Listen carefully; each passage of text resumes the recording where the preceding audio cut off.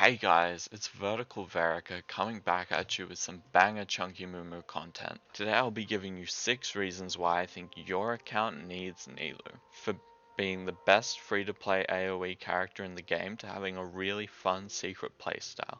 Make sure you stick around to find out exactly why you need her. Number 1. She is extremely cheap to build. The way that Nilou deals damage is through her passive that buffs the bloom reaction.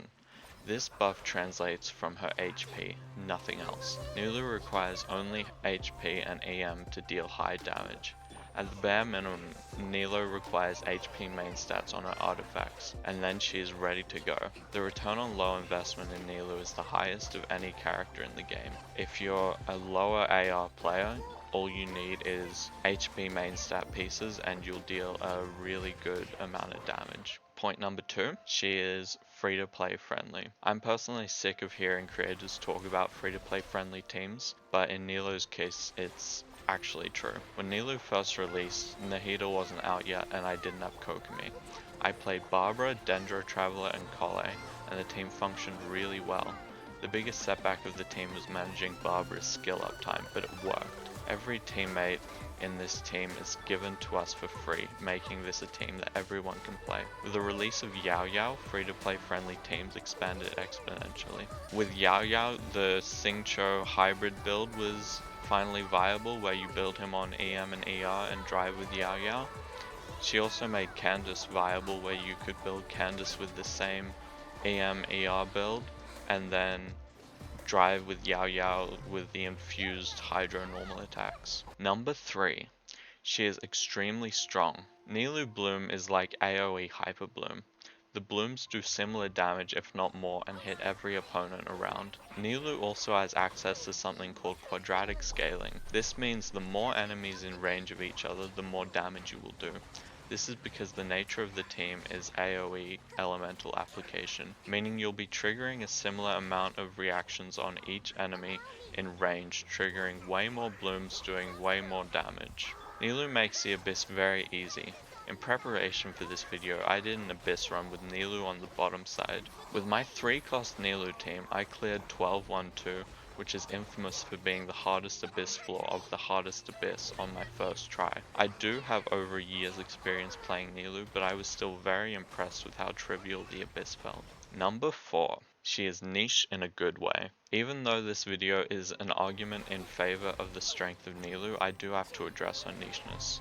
To gain access to her bountiful core passive, you have to play only Dendro and Hydro characters. This can be seen as extremely restricting, especially considering that there are only 3 Hydro 4 stars, and you probably want to play Xingqiu on the other half of the Abyss. You also have to play her with a healer. When I did my Abyss clear, even though I was using Kokomi, I really struggled to stay alive with a mixture of self-damage from the blooms, and mainly Kole getting hit from the long animation of her time, as well as Nahida being extremely squishy. However, the other side of this coin is with Hydro being the best element in the game, it is likely most of you will own at least 1 or 2 Hydro 5 stars. With Furina's recent rerun, I imagine most players own her now with how much content creators overhype her. I personally do not think Furina is a good match with Nilou since she drains HP from the team and her ult is useless. However, she still has good Hydro applications, so she is viable if you don't have a better option. But still, I don't recommend playing her if you don't have a really strong healer like Baiju to counter all the damage you'll be taking. This is editor Daniel, just after actually testing the Farina team, I've changed my mind. This team is actually really broken.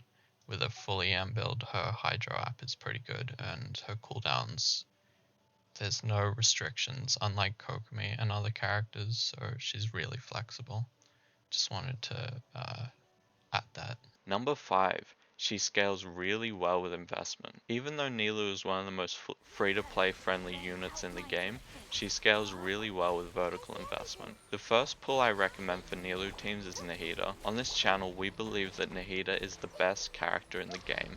However, it's probably better to save that argument for another video. Nahida provides the Nilou team with a big EM buff from her burst, with most players getting between 200 and 250 EM from the burst. The best off-field Dendro application in the game, with this team probably making the best use of Nahida's 1.5 unit Dendro application. And Nahida is also able to drive the team since she's a Dendro catalyst, making the most of Yelan and Xingqiu if you want to play them. The next recommendation is the Key of Kajnasu. Although I cannot cite an actual source on this one, while researching the video, I constantly heard that Key of Kajnasu is the highest damage increase for any character in the game. This is because the weapon gives Nilou 86% HP, buffing the Bountiful core damage all the way up to the cap of the passive. It also gives Nilou 420 EM and the team 150 EM, which is a little less than Nahida's buff, however it applies to off-field teammates too. This weapon is also usable on Farina and Kuki, making it a very valuable pull. Nilou also benefits from constellations. Nilou's C2 reduces Hydro and Dendro res of enemies by 35% when Hydro damage is dealt to them, and Nahida's C2 allows blooms to crit, giving them 20% crit rate and 100% crit damage. With the high amount of blooms you'll be making, especially with quadratic scaling, this will give you mega blooms every second or so. Although you don't need them since Yao Yao is always going to work well, Baizhu and Kokomi are great healers to play with Nilou, with Kokomi especially being a great teammate since she's a catalyst and also has off-field Hydro application, as well as being good using sacrificial fragments.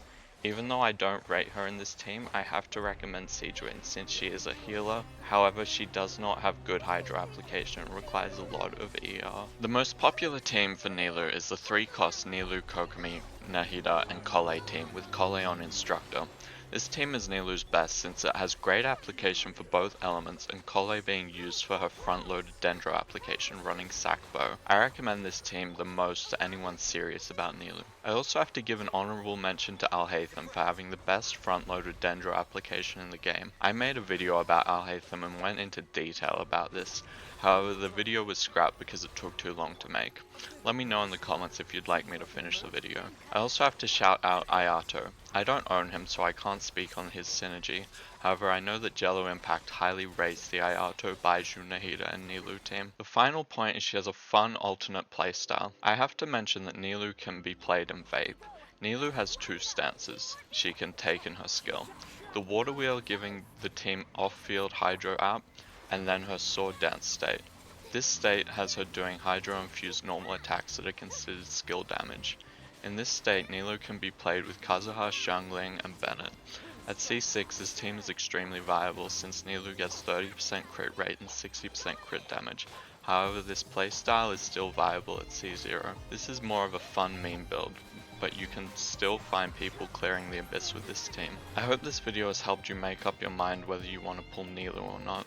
I personally have no regrets in pulling Nilou and her teammates, and I plan on getting the Key of Kajnasu since I love her so much. Before we wrap up, I want to give a shout out to Jello Impact, the Genshin Scientist, and Juice. They all have very highly detailed videos on this topic that I highly recommend watching. I especially recommend Juice. She has made 3 videos on this topic and they're all really good. I think she is actually such an underrated creator and helped a lot with the research of this video. This has been my first scripted video, so let me know if you liked it more than my regular off-the-cuff style. As always, thank you for watching and I'll see you in the next one.